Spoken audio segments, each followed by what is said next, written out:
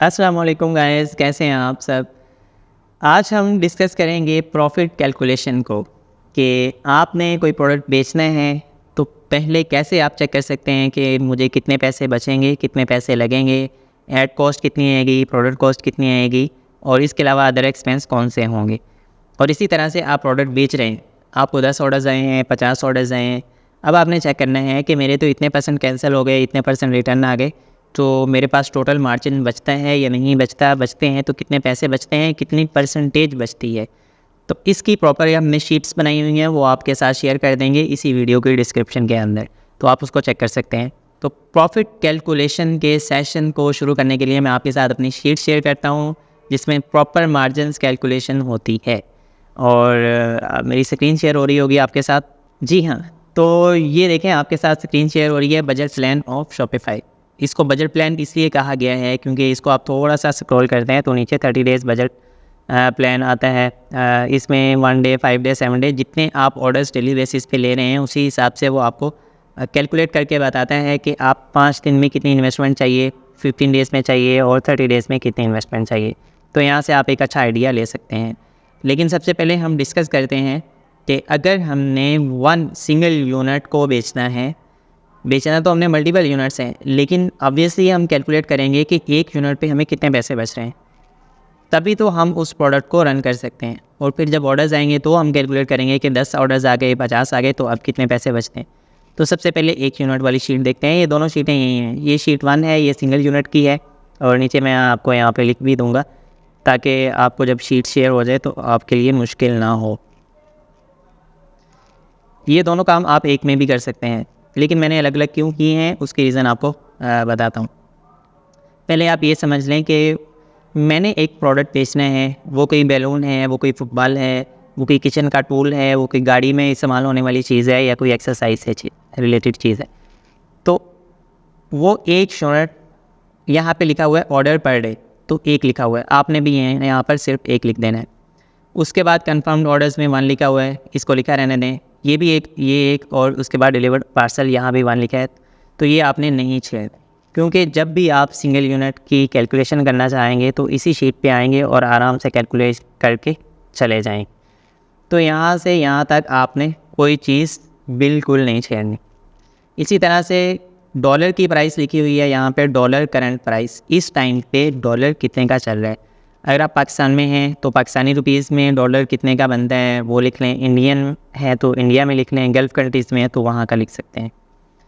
उसके बाद है प्रोडक्ट कॉस्ट। प्रोडक्ट जो आप बाय कर रहे हैं या आप ड्रॉप शिप कर रहे हैं उसकी एक कॉस्ट होती है। वो कितनी कॉस्ट है, सेम PKR है या इंडियन है या गल्फ़ कंट्रीज़ में है, दिरहम है, दिनार है, वो या रियाल है, आप यहाँ पे लिख सकते हैं। 700 है, 200 है, 50 है, 20 है, जितनी भी कॉस्ट है आपको प्रोडक्ट की मिल रही है वो सारी आप यहाँ पे लिख सकते हैं।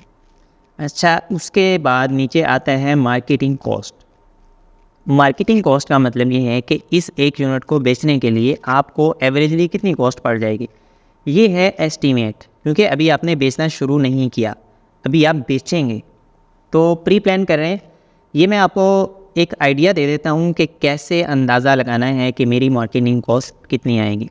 अगर तो प्रोडक्ट आपकी पाकिस्तानी मार्केट में 2000 रुपये से कम है या 2000 तक है, अंडर 2000 या अप टू 2000 रुपीज़ पाकिस्तानी अगर आप प्रोडक्ट बेच रहे हैं तो आपकी मार्केटिंग कॉस्ट $1 के अराउंड अबाउट आ सकती है। आप बिल्कुल न्यू हैं तो आप $1 कंसिडर कर सकते हैं, या आपको थोड़ा सा एक्सपीरियंस है या आइडिया है या आपको पता है प्रोडक्ट में इतना पोटेंशियल है तो आप 20-30 सेंट कम भी कर सकते हैं। अगर आपकी सेलिंग प्राइस पाकिस्तानी मार्केट के हिसाब से 3000 या 3500 है तो आप अपनी मार्केटिंग कॉस्ट को $1.5 कर सकते हैं। और इसी तरह अगर 4000 से अबव है तो $2 या $2.2 भी कर सकते हैं। तो ये है इसकी एक ओवरऑल स्ट्रेटजी होती है।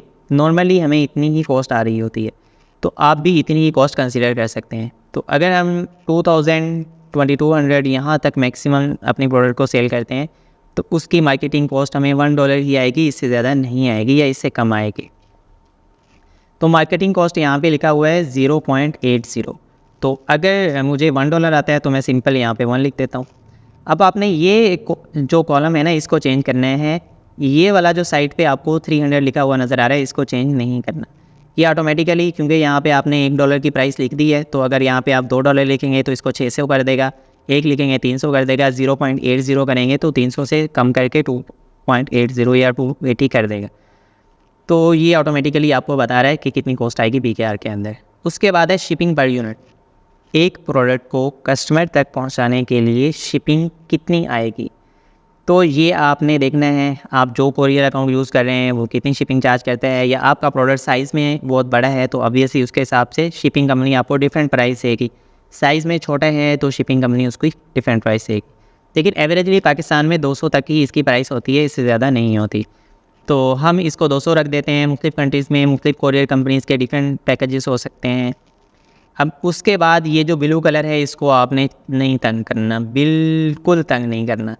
इस पूरी शीट में जितने भी ब्लू कलर के कॉलम्स हैं ना, उनको आप हरगिज़ नहीं छेड़ेंगे, चाहे वो सिंगल यूनिट की है चाहे मल्टीपल यूनिट्स की भी कैलकुलेशन है, आपने ब्लू कलर को बिल्कुल नहीं छेड़ना।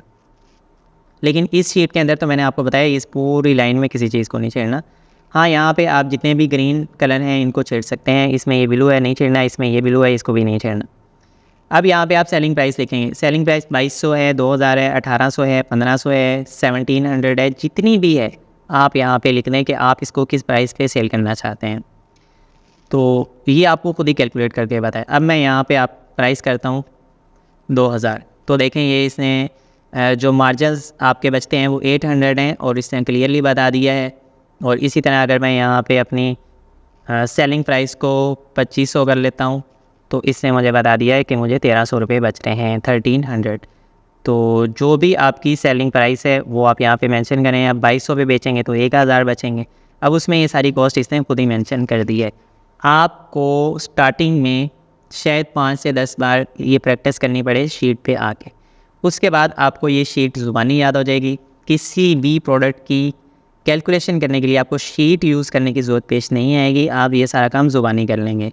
एक प्रोडक्ट है वो मुझे मिल रही है 500 की, मैं उसको अगर 1500 की बेचूँगा तो 300 या 200 से 300 ऐड कॉस्ट आएगी, 200 शिपिंग आएगी, तो टोटल 500 रुपया ये उसका हो गया। 1000 रुपया माइनस 1500 की बेचूँगा तो 500 रुपया बचेगी। तो ये सिंपल कॉस्ट होती है जो आपको याद हो जाएगी। इसमें बहुत ज़्यादा टेक्निकलिटी नहीं है, आप में से हर एक को याद हो जाएगी। लेकिन स्टार्टिंग पे आप इस शीट को यूज़ कर सकते हैं ताकि अच्छे तरीके से आप इसको एनालाइज़ कर सकें। अब ये है 1 यूनिट की कॉस्ट। अब इसको मैंने अलग क्यों रखा है ये मैं आपको बताता हूँ। मल्टीपल ऑर्डर्स की कैलकुलेशन करते हुए आपको ज़रूरत पड़ेगी। ये देखें, आज या 10 दिन के बाद मुझे टोटल ऑर्डर रिसीव हुए हैं 75 या हुए हैं 95, जो भी नंबर्स है, या 100 हैं या आपके 900 ऑर्डर्स हैं, जितने भी हैं आप यहाँ पे मेंशन कर दें। ऑर्डर्स पर डे लिखा है, इसमें टोटल ऑर्डर्स भी मेंशन कर सकते हैं, पर डे ऑर्डर्स भी मेंशन कर सकते हैं। अगर मुझे एक दिन में 75 ऑर्डर्स आए हैं तो अब मैं देखूँगा कि 75 ऑर्डर्स में से टोटल कितने % ऑर्डर कैंसिल हो चुके हैं बुकिंग करते हुए। जब आपको ऑर्डर आता है ना तो आप उससे कंफर्म करते हैं कि भाई ये ऑर्डर था, ये फुटबॉल था, ये ग्रीन कलर का है, ये वाला साइज़ है और ये आपने ऑर्डर किया था। तो मैं आपको वो कहता है नहीं सर मैंने तो किया ही नहीं ऑर्डर, मुझे चाहिए ही नहीं। अच्छा मैंने किया था अब नहीं चाहिए, कुछ भी कह सकता है। तो ये होता है बिफोर बुकिंग कैंसिलेशन। ये आपकी 30% भी हो सकती है, 25 भी हो सकती है, 15 भी हो सकती है, 5 भी हो सकती है और 60 भी हो सकती है। तो जितने % हैं आप यहाँ पे मेंशन कर दें। अगेन मैं रिपीट कर रहा हूँ कि जो ग्रीन कॉलम है उनको आप चेंज कर सकते हैं। ग्रीन कलर जहाँ भी हुआ है आप उसको चेंज कर सकते हैं। ब्लू कलर आपने चेंज नहीं करना, ब्लू कलर ऑटोमेटिकली चेंज होता है। तो यहाँ पे 95 है तो 30% कैंसिलेशन है, तो आपके कंफर्म्ड ऑर्डर 95 में से 66 बनते हैं। अब 66 ऑर्डर्स आपने कस्टमर को भेज दिया, लेकिन कुछ कस्टमर ऐसे थे वो किसी दूसरे सिटी चले गए जब राइडर उनके पास गया, कुछ दूसरे मुल्क चले गए, कुछ कहीं बिज़ी थे, ले नहीं सके, या कुछ ने इनकार कर दिया कि हमें ये प्रोडक्ट नहीं चाहिए। तो ऐसे लोग 5% भी हो सकते हैं, 50% भी हो सकते हैं, लेकिन एवरेजली 20 to 25% होते हैं, इससे ज़्यादा नहीं होते। तो जितनी भी परसेंटेज है उसको यहाँ पे आप ग्रीन कॉलम में मेंशन करेंगे। अगर ये 20% है तो आप 20 मेंशन कर देंगे, ठीक है। अब ये 20% अगर है तो एक्सपेक्टेड रिटर्न्स जो आपके पास आएंगे 20%, वो 66 का 20% कितने बनते हैं जी, 14 बनते हैं। तो उसके बाद आपके डिलीवर्ड पार्सल रह गए 52। टोटल 95 थे, उसमें से डिलीवर्ड पार्सल आपके 52 हैं, ठीक है।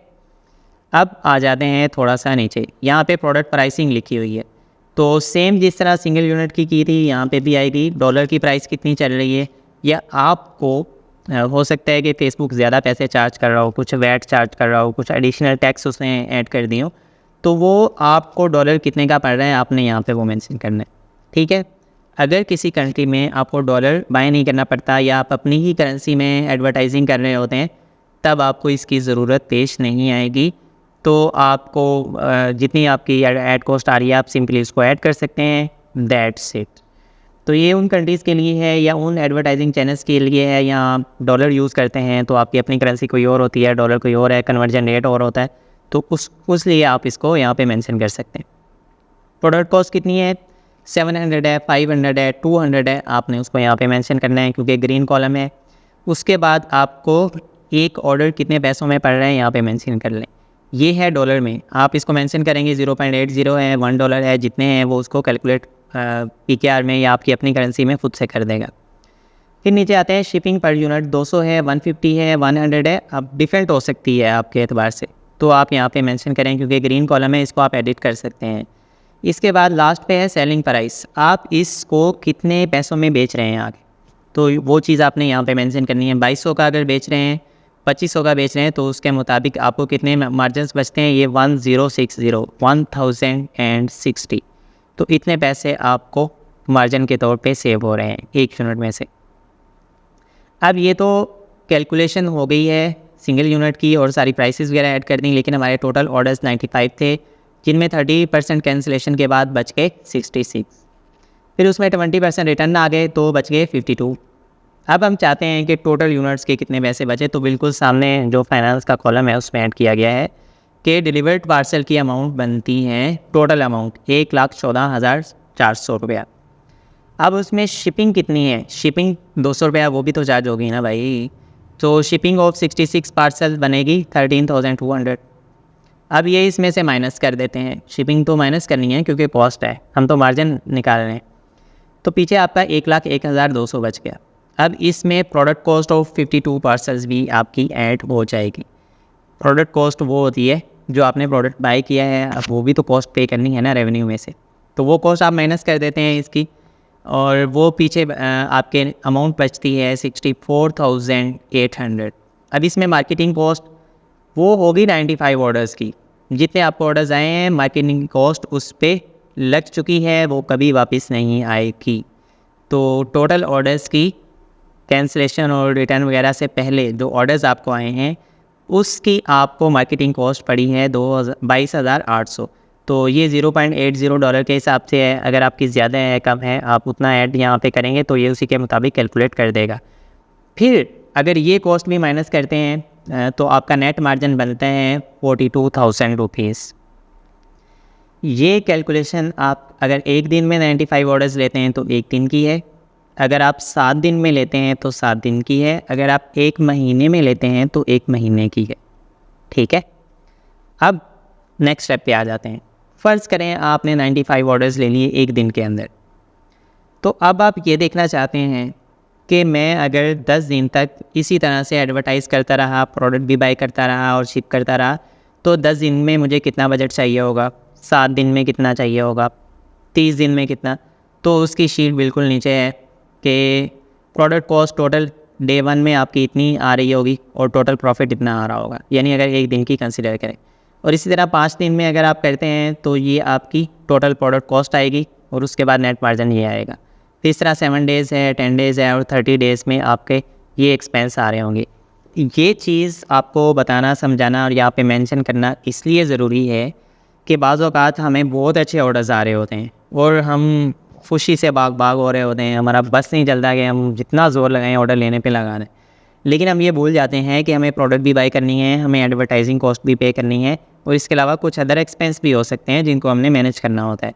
तो वो चीज़ें आप पहले से आइडिया ले लें, उनको अपने माइंड में रख लें कि ये कितनी कॉस्ट आ सकती है, उसके लिए मैंने ये सारी चीज़ें यहाँ पे मेंशन की हुई हैं। तो आप 5 डेज़ अगर मुसलसल 95 ऑर्डर्स डेली बेसिस पे लेते हैं तो आपकी प्रोडक्ट कॉस्ट कितनी आएगी और टोटल एडवर्टाइजिंग कॉस्ट कितनी आएगी, बजट कितना चाहिए होगा, उस सारी चीज़ों का आपको यहाँ से ऐड बहुत अच्छे तरीके से आइडिया हो जाएगा। तो ये आपके लिए ज़रूरी है। अगर आपके पास इतने पैसे नहीं हैं कि डेली बेसिस पे आप इतने ऑर्डर्स लें, तो बेहतरीन तरीका ये होता है कि आप 3 दिन, 4 दिन, 5 दिन ऑर्डर्स लें और उसके बाद ब्रेक ले लें, ताकि जो पैसे आपके बायर के पास हैं वो कोरियर कंपनी आपको वापस कर दे, फिर आप दोबारा से उनको यूज़ करते हुए अपनी प्रोडक्ट को बेचें।